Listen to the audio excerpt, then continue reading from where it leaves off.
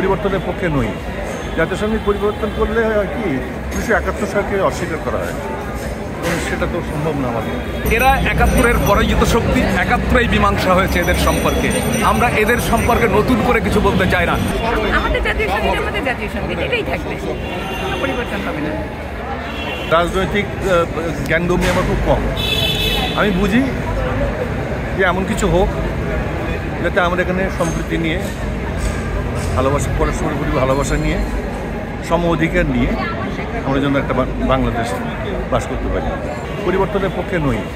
জাতীয় সঙ্গীত পরিবর্তন করলে হয় কি 1971 সালকে অস্বীকার করা হয়, সেটা তো সম্ভব না আমাদের। একজন নাগরিক হিসেবে বাংলাদেশে আমি ঘটনাপ্রবাহ দিকে নজর রাখছি। এখন চূড়ান্ত কথা বলার সময় আসে।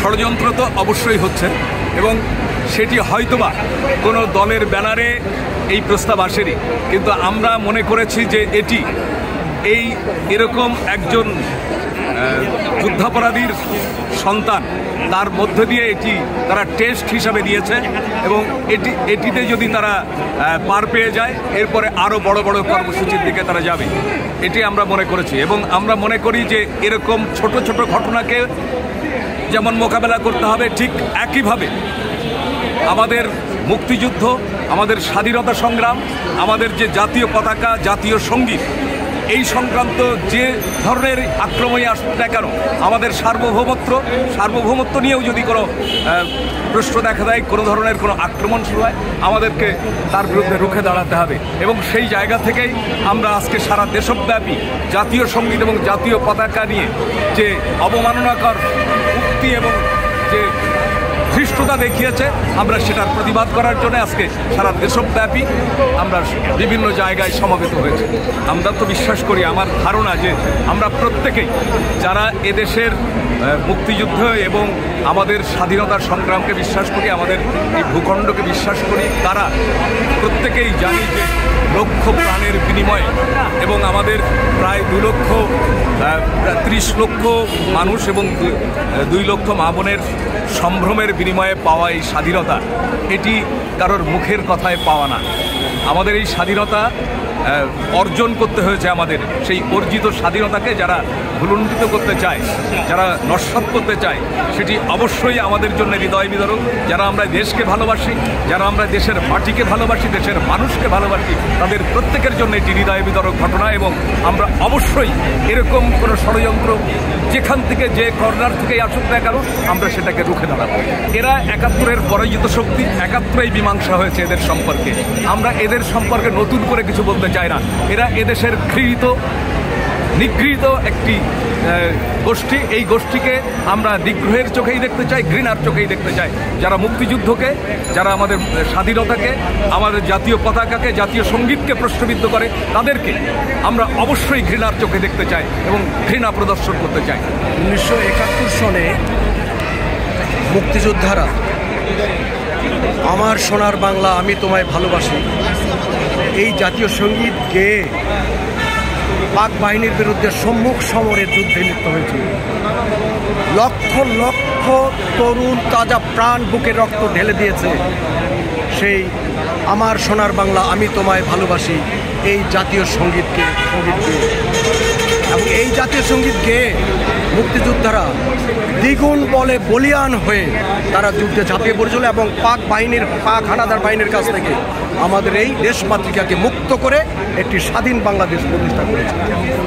কিন্তু অত্যন্ত দুঃখজনক এবং লজ্জাজনক বিষয় এবং প্রতিবাদের ক্ষোভের বিষয়, আজকে এতদিন পর এসে সেই জাতীয় সঙ্গীত পরিবর্তনের শুরু যাচ্ছে। এটির বিরুদ্ধে আমরা উদীচী শিল্পী গোষ্ঠী সব সময় সোচ্চার ছিলাম, এখনও আমরা সোচ্চার আছি। এবং আমরা মনে করি এই জাতীয় সঙ্গীত এটি সারা পৃথিবীতে সমাদৃত। এবং আমরা এটাও বলতে চাই যে এই জাতীয় সঙ্গীত যখন প্রাণ দিয়ে গাওয়া হয়, মানুষের চোখের জল পড়ে। এই জাতীয় সঙ্গীতে যখন আমরা গাই, মাতর বদন খানি মলিন হলে আমি নয়ন জলে ভাসি।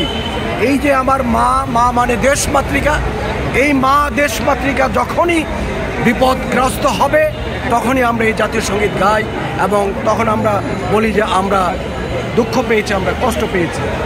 এই জাতীয় সঙ্গীতকে যে কোনো মূল্যে আবার যদি রক্ত দিতে হয়, সেই রক্ত দেওয়ার জন্য প্রস্তুত বাংলার আপামর জনসাধারণ এবং সাংস্কৃতিক কর্মীরা।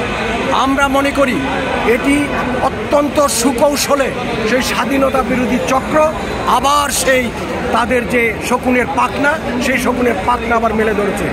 আমরা উদীচী শিল্পী গোষ্ঠী স্পষ্টভাবে বলতে চাই যে আমরা সাংগঠনিকভাবে ডিসিশন নিয়ে শেখ হাসিনার বিরুদ্ধে, স্বৈরাচারী শেখ হাসিনাকে হটানোর জন্য ছাত্রদের সাথে আমরা ওতপ্রোতভাবে সংগ্রাম করছি, রাজপথে আমরা আন্দোলন করেছি। আন্দোলন করে আমরা স্বৈরাচার হটিয়েছি, স্বৈরাচার হটিয়ে একটি অন্তর্বর্তী সরকার গঠন হয়েছে। তার মানে এই নয় যে আমাদের মুক্তিযুদ্ধের যে অর্জন, আমাদের যে সংবিধান, আমাদের যে জাতীয় পতাকা, আমাদের যে জাতীয় সঙ্গীত, তা নিয়ে ছিনিমিনি খেলবে। এটি বাংলার জনগণ কখনো মেনে নেবে না, মেনে নেয়নি। এবং আমরা মনে করি আমরা উদীচী শিল্পী গোষ্ঠী বাংলার মেহনতি শোষিত বঞ্চিত মানুষকে সাথে নিয়ে, বাংলার সাধারণ মানুষকে সাথে নিয়ে প্রয়োজন বোধে আরেকটি যুদ্ধ রচনা করব, রচনা করে আরেকটি যুদ্ধ রচনা করে আমরা আমাদের দেশমাতৃকাকে, আমাদের সার্বভৌমত্বকে, আমাদের জাতীয় পতাকাকে এবং জাতীয় সঙ্গীতকে আমরা রক্ষা করব। মানা তো দূরের কথা, এটা ভাবাই যায় না। আপনি চিন্তাই করতে পারবেন না যে এটাকে বলা যাবে। আর যারা বলছে ওরা একটু টোপ দিয়ে দেখছে আমাদেরকে যে আমরা কি ভাবছি। আপনারা বা আমরা এই দুদিন ধরে যেভাবে সবাই জাতীয় সঙ্গীতের পক্ষে কথা বলছি, তো এটাতে বোঝা যায় যে আমরা সাধারণ মানুষ কী চাই। আপনি বলেন এমন কোনো মানুষকে দেখেছেন যারা প্রোপ দিয়েছেন তারা ওইটা বলেই চুপ করে আছে, তারাও কিন্তু আমাদেরকে আর ভয় দেখাচ্ছে না। তা আমরা আমাদের জাতীয় সঙ্গীত বলেন, জাতীয় পাখি বলেন, জাতীয় দিন বলেন, কোনো কিছুই পাল্টানো যাবে না। ৭১ পাল্টানো যাবে না, মুক্তিযুদ্ধ পাল্টানো যাবে না, কোনো কিছুই পাল্টানো যাবে না। জাতীয় সঙ্গীত তো নয়। যারা দেশকে চায় না তারাই বলছে, অন্য কিছু বলবে আমি আপনি বলবো? আমাদের দেশকে যারা চায় না তারাই বলছে।